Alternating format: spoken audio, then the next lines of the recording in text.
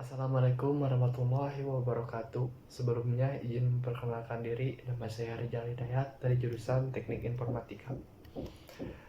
Video ini dibuat untuk prasyarat mengikuti UAS pada mata kuliah Ilmu Sosial dan Budaya Dasar. Inti dari video ini adalah membahas beberapa topik berita seputar COVID-19 selama pandemi COVID-19 itu berlangsung, yang dimana telah disoalkan dalam lembar ujian akhir semester. Dan saya sebagai mahasiswa harus memberi tanggapannya dari berita tersebut untuk prasyarat mengikuti ujian akhir semester pada mata kuliah Ilmu Sosial dan Budaya Dasar. Baik, di video ini saya akan membahas beberapa topik berita seputar COVID-19 selama COVID-19 itu berlangsung. Dan saya juga akan memberi tanggapan terhadap topik berita yang saya sampaikan. Dan di sini saya akan membahas 4 topik berita dari berbagai macam tema yang berbeda. Yang dimana di tema pertama saya akan membahas seputar moral selama pandemi COVID-19 berlangsung. Yang kedua saya akan membahas seputar teknologi. Yang ketiga saya akan membahas seputar orang yang terpapar COVID-19.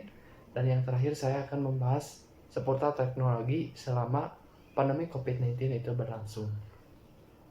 Baik, langsung saja ke berita pertama, yakni membahas topik tentang moral selama pandemi COVID-19 itu berlangsung.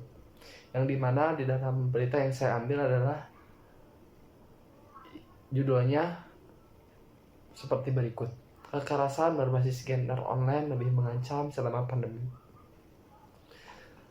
Dilansir dari KBR Online atau Jakarta, bahwa menurutnya pandemi COVID-19 bukan hanya menyerang kesehatan fisik dan ekonomi masyarakat, namun juga mental, khususnya para perempuan. Bahwa di dalam berita ini terdapat kasus pelecehan seorang wanita oleh seorang pria yang tidak dikenal. Bahwa di dalam berita ini menyatakan selama WFH, LBH Apik menerima pengaduan sebanyak 1.117 kasus. Artinya, terjadi peningkatan selama WFH kasus kekerasan gender online di tahun-tahun sebelum. Karena di tahun sebelumnya tidak masuk dalam kategori 5 besar. Itu bandingannya hanya puluhan atau belasan. Namun di tahun 2020 sampai 2021 ini, kalau BGO masuk dalam peringkat kedua, puluhan atau belasan, namun di tahun 2020 sampai 2021 masuk dalam peringkat kedua di tahun 2020 berdasarkan catatan tahunan LBH Apik.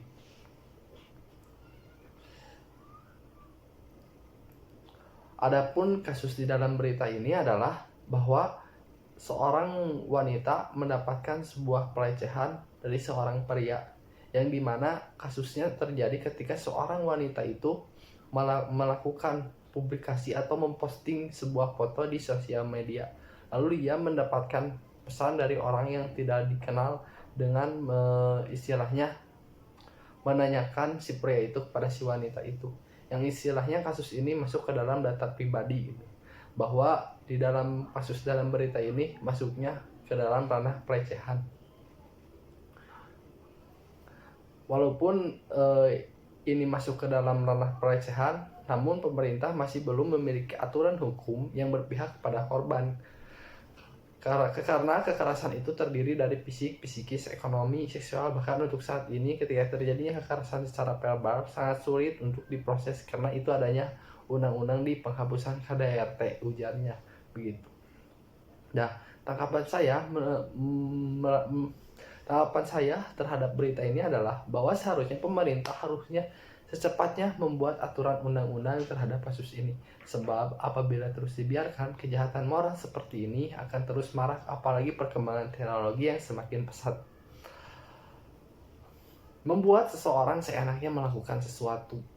Selanjutnya, kita sebagai pengguna sosial media harus lebih bijak dalam mengoperasikan sosial media. Sebab jika seenaknya saja menggunakannya akan berdampak buruk terhadap diri kita sendiri. Seperti kasus pada berita ini. Dia sewenang-wenang memposting foto miliknya, lalu disangka tidak disangka ada seorang laki-laki yang memberikan pesan terhadap akun sosial medianya dengan kalimat yang tidak sopan. Dan seharusnya kita juga sebagai pengguna lebih bisa menjaga privasi kita, mulai dari diri kita, keluarga, dan lingkungan. Sebab jika segala sesuatu mesti dipublikasikan terhadap sosial media, itu tidak baik. dan orang akan tahu semuanya tentang diri kita. Dan kasus-kasus seperti ini pasti terjadi. Lalu kita sebagai pengguna harus bisa membatasi ruang lingkup dalam pertemanan di sosial media, yakni untuk menjaga dari kasus-kasus seperti ini. Mungkin itu tanggapan sedikit dari saya mengenai berita tentang moral. Lanjut saja ke topik berita yang kedua, yakni berita tentang teknologi selama pandemi COVID-19. Yang dimana saya mengambil satu berita dari digital.com bahwa riset Microsoft tingkat kesopanan warganet dunia turun selama pandemi. Bahwa riset indeks kesopanan digital atau DCI, Digital Civility Index atau DCI terbaru dari Microsoft menyatakan tingkat kesopanan warganet di dunia makin anjlok selama pandemi COVID-19. Salah satu indikator kesopanan yang menunjukkan penurunan adalah jumlah orang yang saling membantu secara online. Jadi tingkat kesopanan yang buruk terjadi ketika mereka mengalami pembatasan dan terpaksa tinggal di rumah. Kata Microsoft dikutip di katadata.co.id dari blog resminya pada tanggal 23 Juli. Bahwa rata-rata tiap negara yang disurvei menyatakan tingkat kesopanannya memburuk selama pandemi. Hanya Kolombia saja yang mayoritas respondernya mengatakan kesopanan secara online meningkat saat pembatasan.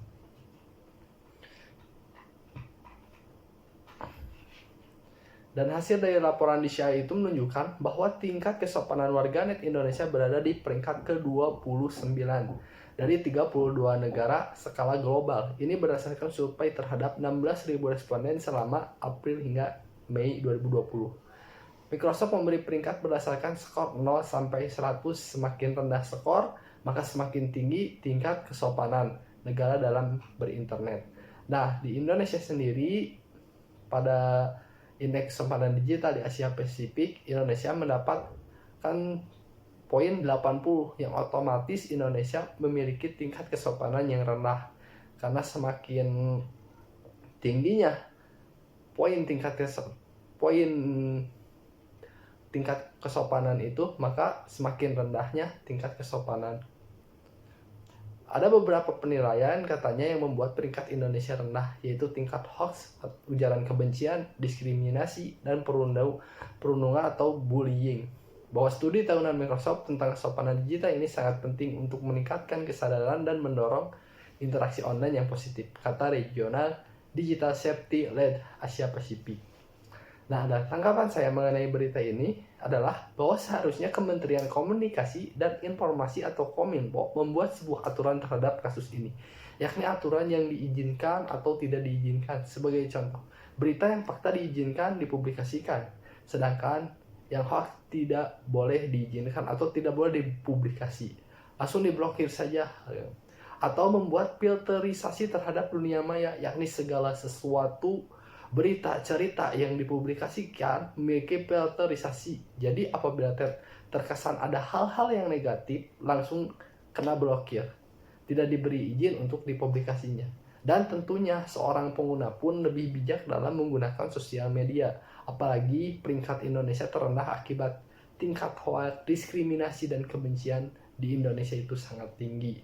Mungkin itu tanggapan saya mengenai berita seputar teknologi.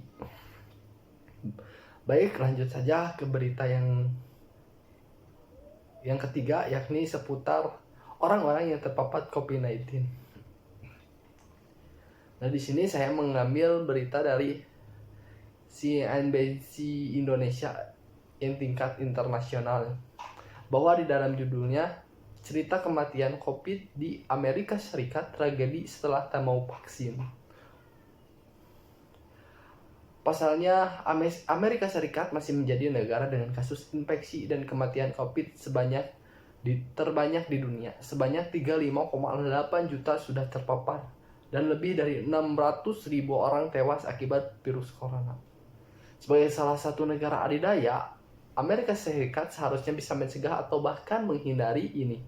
Lalu mengapa AS bisa kalah terhadap pandemi? Jawabannya, jutaan orang Amerika Serikat ogah dan menolak untuk divaksinasi, dan penolakan vaksinasi itu tentu lebih banyak berujung pada penyesalan dan kematian. bahwa Michelle Fedi, ayah 5 anak di Las Vegas, memberikan pesan terakhir berisi penyesalan sebelum meninggal akibat terpapar COVID-19. Saya seharusnya mendapatkan vaksin itu, katanya dikutip dari CNN Internasional Selasa 3 Agustus 2021. Selain dari itu, banyak penyesalan yang terjadi atau kejadian-kejadian penyesalan ini. Contohnya, kejadian penyesalan ini juga menimpa keluarga Kim Mang-in, nenek berusia 63 tahun di Arkansas yang meninggal akibat COVID-19. Anaknya Rachel Rogers yang juga seorang perawat menyesal tidak dapat meyakinkan Majin untuk vaksinasi. Saya marah karena dia tidak divaksinasi dan saya pribadi merasa bersalah karena saya tidak berusaha lebih keras, kata Rogers. Bahwa pasalnya orang-orang di Amerika Serikat ogah untuk mengikuti vaksinasi adalah akibat dia mengetahui bahwa vaksinasi itu adalah politik gitu. Bahwa ada banyak alasan mengapa orang enggan divaksin, beberapa ingin menunggu dan melihat apakah ada efek samping dari waktu ke waktu. Selain itu, tidak sedikit masyarakat Amerika Serikat yang merasa bahwa penyakit COVID-19 tidak menimbulkan ancaman serius. Mereka melihat kebanyakan orang dapat sembuh dari infeksi. Maka ada perasaan jika terpapar mereka akan baik-baik saja, jadi tak perlu divaksin. Namun dalam banyak kasus, tekanan pekerjaan dan kesibukan menyebabkan beberapa orang menunda vaksinasi mereka. Tak hanya itu, politik juga memainkan peran besar mengapa orang ogah divaksin.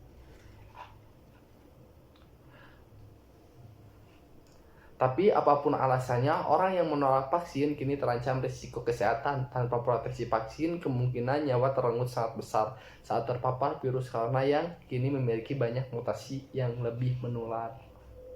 Dan tanggapan saya mengenai berita yang saya sampaikan tadi seputar orang-orang yang terpapar COVID-19 adalah bahwa mengenai berita ini seharusnya banyaknya orang-orang yang enggan divaksin akibat berita hoax di media online yang cukup banyak. Apalagi apabila di dalam isi beritanya terkesan hal-hal negatif seputar vaksinasi. Hal tersebut membuat masyarakat enggan divaksinasi. Hal ini harusnya pemerintah bisa menindaklanjuti mengenai berita-berita hoax yang tersebar. Sebab jika dibiarkan dan tidak ditindaklanjuti, orang-orang akan mengira bahwa vaksinasi itu berbahaya, bahwa vaksinasi itu tentang kepentingan politik, dan berbagai macam perkiraan-perkiraan negatif masyarakat, dan akhirnya banyak yang enggan divaksin lalu terpapar COVID-19 karena telah divaksin sebab mendengar berita hoax tersebut. Seperti halnya di kasus berita ini, padahal pada dasarnya vaksinasi itu baik untuk tubuh seseorang untuk menjaga dari terpaparnya virus. Jadi pemerintah segera menindaklanjuti berita-berita online yang sifatnya hoax. Mungkin itu sedikit tanggapan dari saya mengenai berita seputar orang-orang yang terpapar COVID-19. Adapun berita yang terakhir yakni yang keempat, berita seputar lingkungan, yang dimana di dalam judul berita ini bahwa Menko Luhut pengelolaan limbah medis selama pandemi darurat dilakukan. Dilansir dari detik.com, merdeka.com, bahwa Menteri Koordinator Bidang Kemaritiman dan Investasi Menko Marves, Luhut Binsar Panjaitan menilai pengelolaan limbah bahan berbahaya dan beracun B3 medis selama masa pandemi COVID-19 jadi persoalan darurat yang harus segera dilakukan. Sesuai arahan Presiden Jokowi, penanganan limbah medis selama masa pandemi dilakukan secara serius, sistematis, dan cepat. Luhut mengatakan pemerintah akan bekerja sama dengan pabrik semen yang tersebar di berbagai wilayah. Tujuannya membantu pemusnahan limbah B3 medis, mengingat tungku pembakaran atau clean semen bisa mencapai suhu di atas 1200 derajat Celcius. Beberapa lokasi prioritas untuk penanganan timuran limbah B3 medis COVID-19 ini adalah di rumah sakit atau fasilitas pelayanan kesehatan, pusat-pusat isolasi terpusat, dan tempat-tempat isolasi mandiri. Dan pengelolaan limbah B3 sendiri terdiri dari beberapa tahap katanya, yakni pengumpulan, pemilahan, pengemasan, pelabelan, penyimpanan, pengangkutan, dan pemusnahan. Semua tahapan itu harusnya dilakukan agar limbah B3 tersebut tidak menjadi sumber penyakit maupun kerusakan lingkungan yang lebih besar. Sementara itu, Kepala Badan Pengawasan Keuangan dan Pembangunan BPKP Muhammad Yusuf Ateh memastikan pihaknya akan turut mengawal proses pengelolaan limbah B3 medis tersebut. Nah, tanggapan saya mengenai berita ini bahwa pengelolaan yang dilakukan pemerintah ini sangat baik sebab memang banyak limbah yang harus langsung dikelola agar tidak menimbulkan penyakit dan mencemarkan lingkungan. Harapan saya, masyarakat pun dapat berkontribusi langsung terhadap kasus ini, seperti meminimalisir agar tidak terlalu banyak limbah yang tertimbun selama pandemi ini. Mungkin itu tanggapan saya mengenai berita tentang lingkungan. Baik, karena keempat tema berita yang ditugaskan pada soal ujian sudah saya bahas dan diberi tanggapan, mungkin dicukupkan saja. Dan semoga berita yang saya publikasikan kembali oleh saya menjadi wawasan baru bagi yang belum melihatnya. Dan mohon maaf apabila ada kekurangan terhadap tutur kata terhadap apa yang saya sampaikan. Dan juga semoga dengan adanya video ini bapak atau ibu dosen dapat memberikan nilai yang sesuai dari hasil video yang setelah saya kerjakan dan pertanda mengikuti ujian akhir semester pada mata kuliah ini. Sekian mungkin yang dapat saya sampaikan. Terima kasih. Wassalamualaikum warahmatullahi wabarakatuh.